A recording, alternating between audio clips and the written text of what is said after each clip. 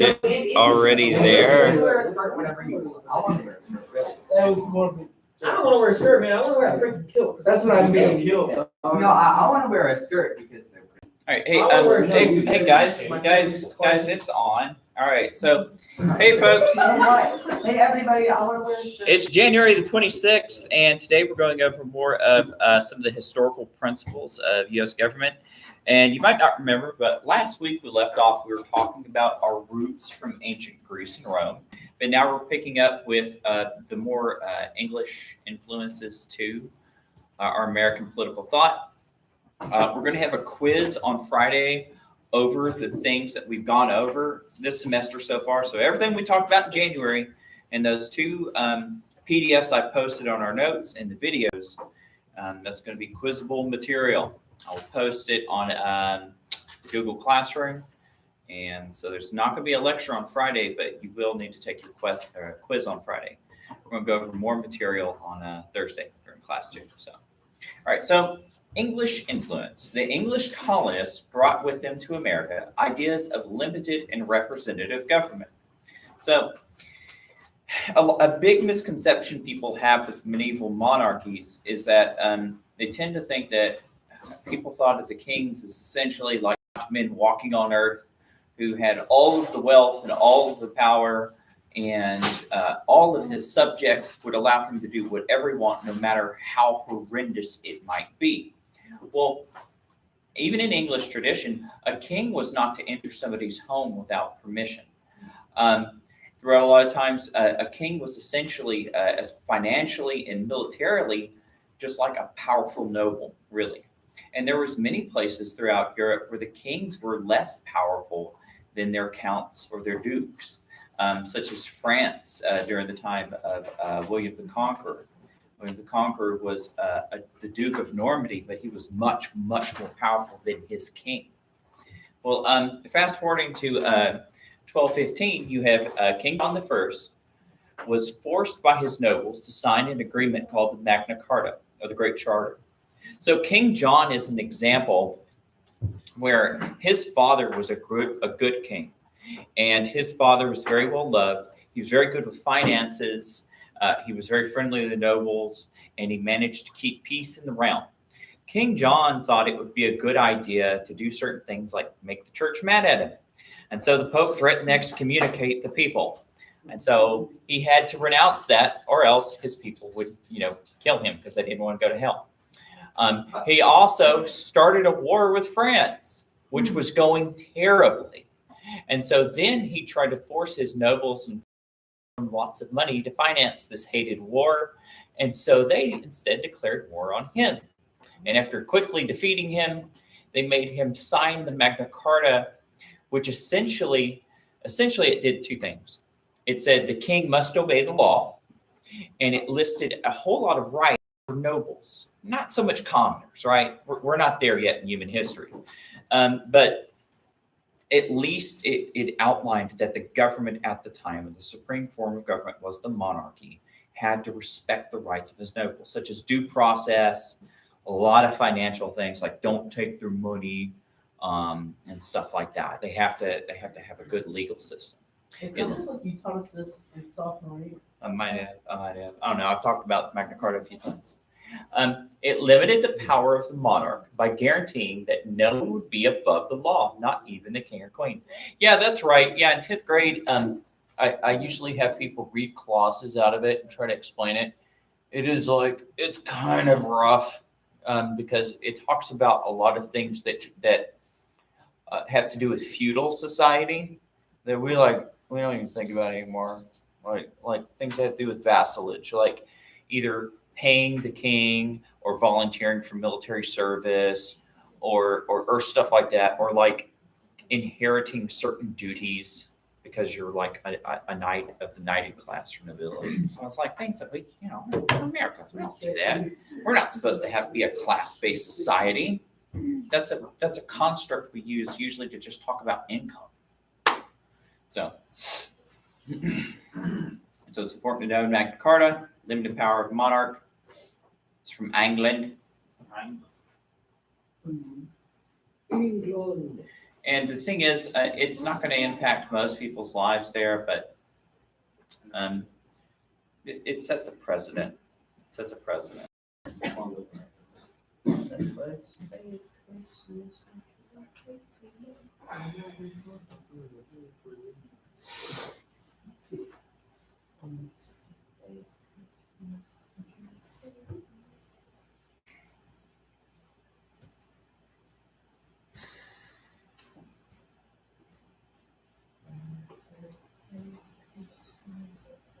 But don't worry, you don't have to know the year. I'm not gonna be like, and what year did King John do blah, blah, blah. No, that would be a little kind of like, I don't know. I think it'd be trivia.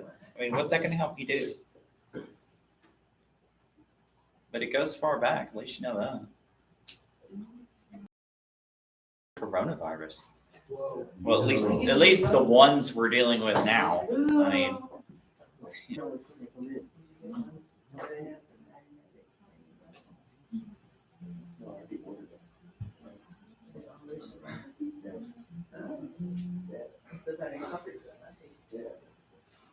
all right, if y'all ready, we'll move on to the next one.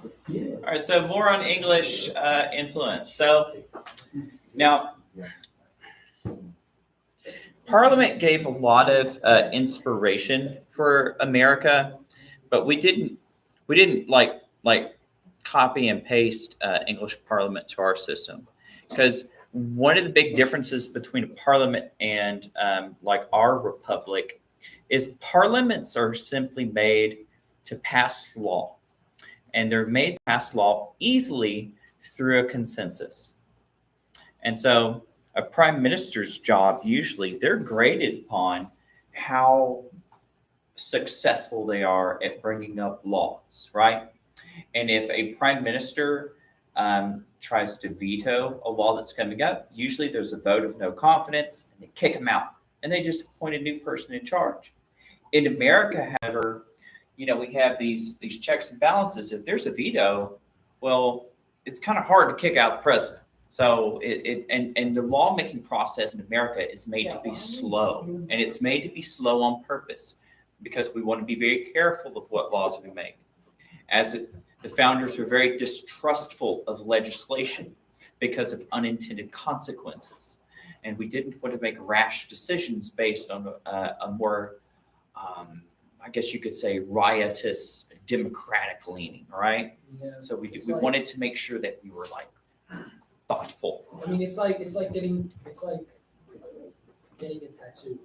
Mm-hmm. You know, because like if you're like all sad and you're like, hey, you get a tattoo for this, and you get the tattoo, and then you like later on you're like, maybe that wasn't a great idea. So you're saying like, because it's like a crying waterfall or something like that. It just looks really bad. well, that's one thing I know. Like say for example, like when I was stationed in Italy. Here in America, you can just go one night and get a tattoo, right? You're 18, you just go in, pay them money, they'll do it. In Italy, you had to, by law, you had a 30-day waiting period.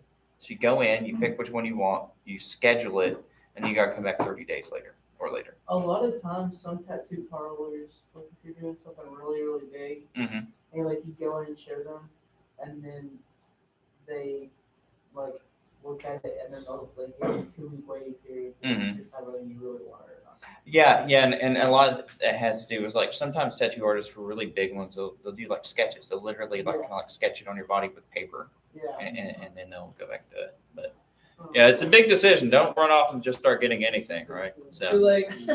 okay. Tattoo on Nicki All right. So back to Parliament. The English monarch also cooperated with lawmaking body or legislature called Parliament. Now, Parliament will take on throughout English history lawmaking power, but kind of at first, their only real powers was the power of the purse. That was like to raise taxes, to raise revenue for the king. King's like, I need to do this. Can I have some money? And Parliament like, well, okay. And eventually that turns into lawmaking power because the king's like, hey, I need money for this. And Parliament be like, we'll give you money if this becomes law. Like, okay, I need the money. And of course, eventually though, Parliament will get so strong that they'll behead their own king and they're going to run their government for a while. But eventually the king will come back. It's not English history, of course, but there's going to be a big back and forth between Parliament and the Crown in England. But for our sake, we see that when it works well with the Crown, with their executive branch, it's something we're like, hey, we can do that. Because you gotta remember, the people, like almost everybody who made the Constitution, considered themselves Englishmen a few years before they made the Constitution. Or at least, a decade. Like the Caribbean.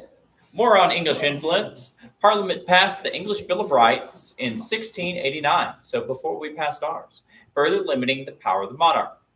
The English Bill of Rights listed the rights of all English citizens. It stated everyone, including government leaders, had to obey the law. It stated all people have the right to a trial by jury. It stated that all people have the right to petition or appeal directly to the government. So, England didn't necessarily invent these concepts, but we see that they're putting these rights towards all of the crown's subjects, right? So if you're in a kingdom, you're not a citizen; you are a subject to the monarch, which is different. The rights you have are given to you by the monarch, whereas a citizen, it's something better than that. But back to this. So. The right to appeal directly to the government, that goes all the way back to ancient Rome. That's why ancient Romans were so stingy with giving out citizenship. If you look at people like Paul of Tarsus, he's condemned to be executed. And then he says, but wait, you can't just cut off my head that quick. I'm a Roman citizen and I can appeal to Caesar. And so they send him back to Rome to go appeal to Caesar. That Roman citizenship was super important because you could appeal. Trial by jury, that's also important. That's something that it is outlined in the Magna Carta, but it was basically just for nobles and knights. But we're going to see it's going to be applied to all citizens or subjects now. Everyone, including government leaders, had to obey the law. Once again, goes back to Magna Carta, 400 years before that. And so, but a lot of this, of course, is heavily influenced by something we're going to talk about in a second called the Enlightenment. And of course, it's kind of like all those fruits of the Renaissance have really taken shape into like much more of what you might call like a newer European thought, right? And so they take the lessons from ancient Greeks, ancient Romans, Christian principles, and new innovations to try to make a better world through better governments and through human means. And they're applying it here. Someone along the way, Karl Marx came in and just Well, that's kind of like a train of thought because from there, I mean, really, it's like you want to follow that rabbit hole. It's like Rousseau, and Rousseau is going to come up with concepts that's going to inspire someone called Hegel, and Hegel's going to teach a little guy called Karl Marx. But there had been other forms of communism that were dreamed up before Marx, and they were actually trying to base them on Christian principles because some of the earliest Christians during the Roman times would like live in community. They thought that the end of the world was like in their lifetime. They literally thought Revelation was about to happen. So they swore off property. A lot of them swore off marriage. They didn't have kids and stuff. They thought they were about to get. They literally thought the end of times were right there. So, but after a couple of generations, it doesn't happen. You have to start having kids and stuff. Are we allowed to wear hats? I don't know we were allowed to wear hats. Noah, you pick good friends. Come on, man. no, you probably should have not want to have a building.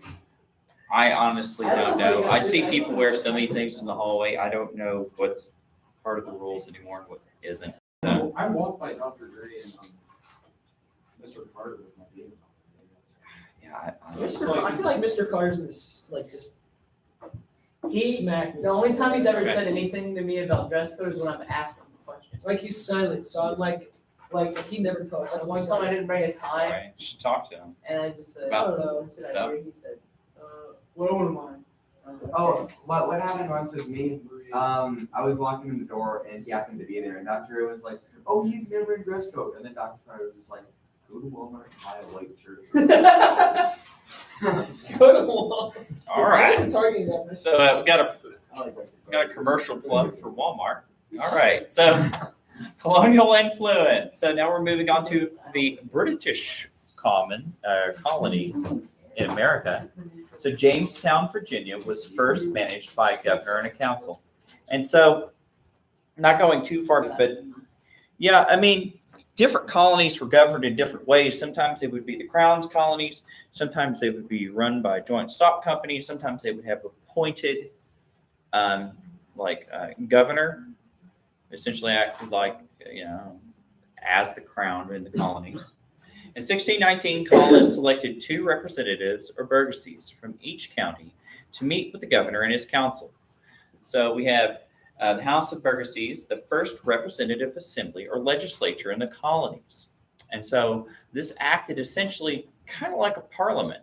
And of course, they made decisions based on things like safety, especially relations with Indians, things of that matter, how to run things the best way possible, being so far from the crown. And that's one difference that you have, the difference between English colonies and say like Spanish or Portuguese colonies, whereas the Spanish would try to directly control everything with their colonies. But because communication and enforcement was so far away, the colonies would say they would do it and really not do the things the crown told them to. In England, they basically said, please just pay your taxes, follow our rules, and take care of yourselves. They're like, okay, we'll do that. This was the beginning of self-government in America. Now, of course, you could step back further than this. I mean, you could step back to when they had, when Pilgrims landed, right, at Plymouth Rock. And if you remember from your assignment, they had to make an agreement that they would live with one another. That was very kind of like fuzzy, didn't have too many rules to it. They at least agreed to live with one another in the Mayflower Compact. Of course, all of this should be a review from like stuff you learned like 8th grade last year, U.S. history course. But this is a brief little example. I don't know if they ordered your books yet. I asked. I want to do a little book study later. John Locke. But yeah, we're mostly going to spend our time reading John Locke, Federalist Papers, and we're going to go over parts of the Constitution for sure. So you need to know certain things about this because the language is really important. Because if you don't understand the language, and that's what law is about. Law is about paying very close and careful attention to the intention of the authors of the law, but the president of it, but also especially the language. Like if you ever wanted to take your LSAT and become a lawyer, it's really important that you pay very close, very careful attention to the words and the phrasings within the statements in that. And then you have to inference the answer from there. You basically have to guess based on what the author put down in the text. So it's a little tough. But that's what it's about. All right, moving on. So more on colonial influence. Hey, we were just talking about this. All right, so 1620, the Pilgrims settled in Plymouth. On their voyage, they created a set of rules for governing themselves when they reached the New World. Remember, they got lost. They were trying to go to Virginia because they heard there's a lot of money in that tobacco stuff. But they kind of sailed way far up north and landed in Massachusetts. And so when they ended up there, they're like, well, we're not going to go try to find that Virginia place after all. Let's stay here. And so they wrote the Mayflower Compact, a written plan of agreement declaring that government would create just and equal laws for the general good of the colony, beginning of direct democracy in the colonies in which all men in reality just adult men. And not even that. You had to be a member of the church. And to be a member of Church of the Puritan Church meant that you had to go through a long period of self-examination to where you had like this inspiration moment, this epiphany that you had finally reached salvation. And then you could be a member of the church. And then you could vote. So it was a long process. I think it should still be like that, to be honest. Well, Good luck. Maybe if you start your own commune and, just Yeah. make sure, no Kool-Aid allowed, Open up new housing, new school, and new church. and you can make a rule like that. Yeah, I could do that. Or I could.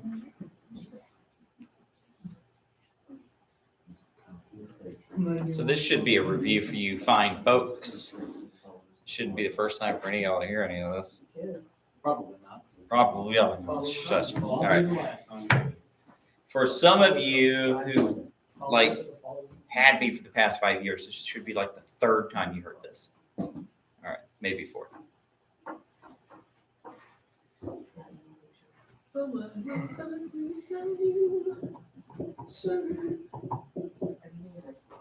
y'all even know what y'all are going to do like this time next year?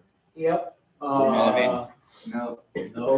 No, I mean like generally, not specific. I'll probably It's gonna be in not. college. Mississippi. Huh? Gonna be in college. Which one? UT Tyler. You already signed.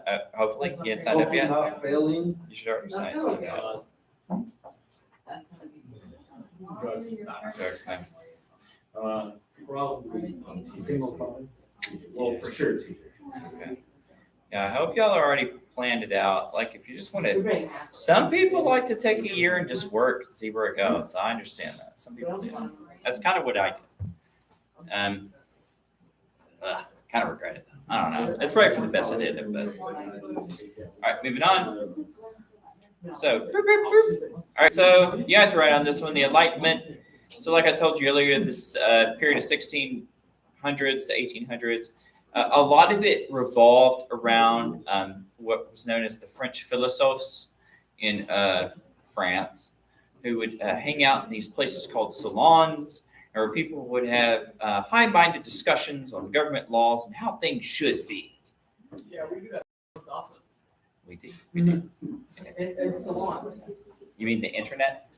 Okay. That's So, European Enlightenment thinker John Locke. This is somebody we're going to read a couple of works from.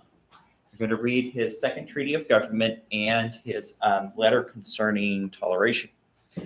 Very important because they're things that are going to sound very modern. And and the way he explains why we have some of the rights we have today might help you understand why we have some of the rights we have today. Like he's like, well, this is why you have the right to self-defense. This is why you have the right to property. This is why you have the right to your life, you dummy, because you should already know that. All right. So English philosopher who believed in natural law. So what's natural law? Natural law are things that you're born with.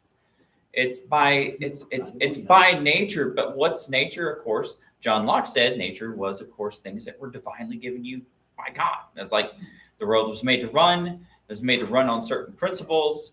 And one of those principles is that you, human being made in the image of God, have certain rights that are divinely appointed to you.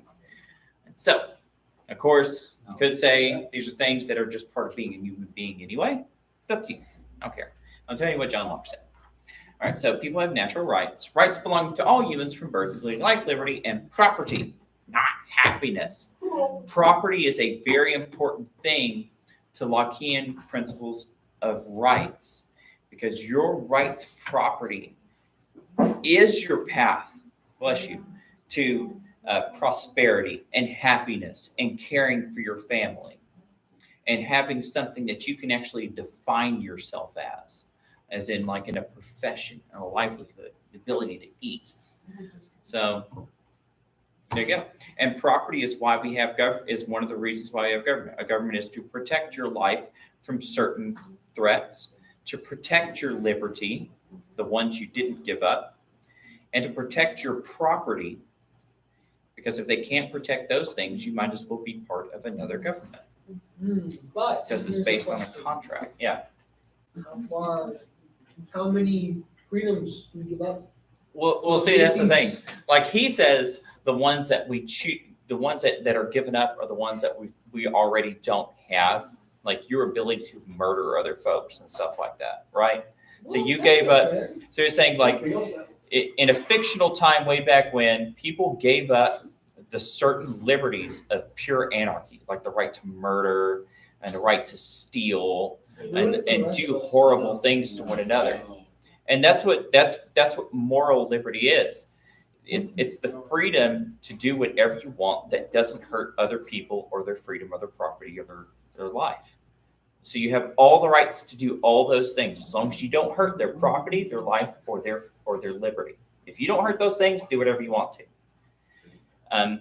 And within certain bounds, yeah, government can limit those, but it's up to those people. But they have to understand that if you give it up for yourself, you might be giving up for the generations after you, and you don't have a right to do that.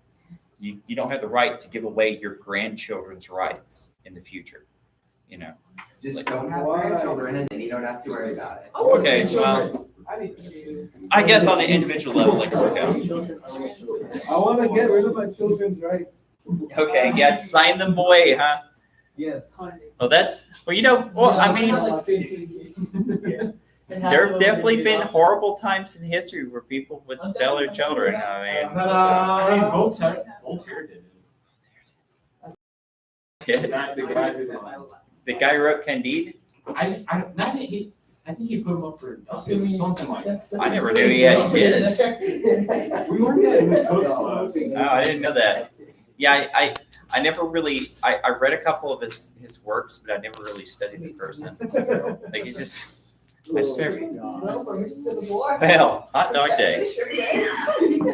That's like, it's like some drug addicts do. It's like, I can't deal with you right now. All right, it's very sad. All right, so Locke wrote the Treaty of Government. Right after the first year. It stated, people created government to protect their natural rights. It's true. Government works best when its powers are limited and accepted by all citizens. Facts. People have right to overthrow the government if it fails to protect these natural Okay, rights. John Locke is a G. He's got it down. My man. And we'll This get, man, he's spitting He's facts, even beyond the grave. but this is where the American colonists get the ideas ingrained into them. It's like, we have these rights, you can't take them away. And England, you are trying to take them away from us, therefore we're going to overthrow you. So, Okay, but my thing is like, so many people are like, oh, the government would never try to oppress us or anything. But it's like, well, the government wouldn't necessarily tell you that they're doing that. oh, that's true. Well, that's why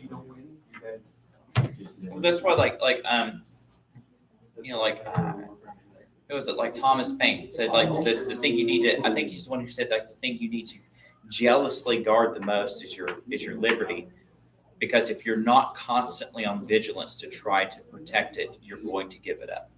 Yeah, it's You have like to watch the it frog in the boiling pot, you know? Well, yeah, and there's certain things you might give up and you might not realize you're giving up until it's Exactly. gone. And so that's why you got to be very careful. So basically, if you put a frog in a blazing hot pot, it's gonna jump off. But if you put a Poor frog in a frog. pot and you slowly turn up the heat, it's gonna stay in until it dies. It doesn't realize it's good. French cuisine 101. Which is exactly what's happening with our rights. Honestly, I can go for some frog legs. That's a Mississippi food right there. No, that's Louisiana. That's good There's stuff. this one that was like having on the buffet. Ugh. Ah, delicious. You know, while you're in Mississippi, I've never had frogs.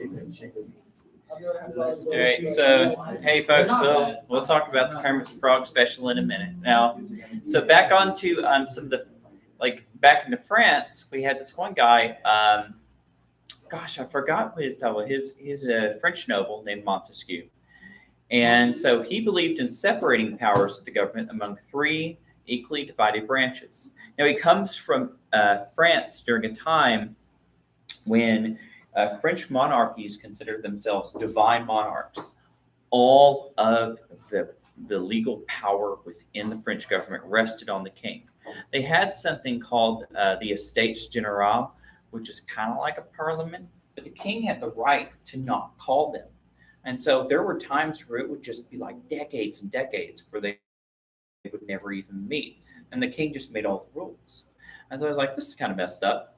What would fix this? I know, splitting the power up. And so he thought it'd be best to have legislative branch made to the laws. And he saw Parliament in England as like a good example. The executive branch, like some form of monarchy. And the judicial branch to interpret laws, make judgments about whether or not they are violated. So it interprets things. So you see, hey, that's kind of like our national government, our federal government. We have those three branches. Of course, the judicial branch is probably the least defined one out of those, but it's okay. It defined itself later on. We'll talk about that later. So yeah, Montesquieu, separating power of government, legislative, executive, judicial. And of course, I think he's also the one who came up with the concept of checks and balances. I don't remember off the top of my head.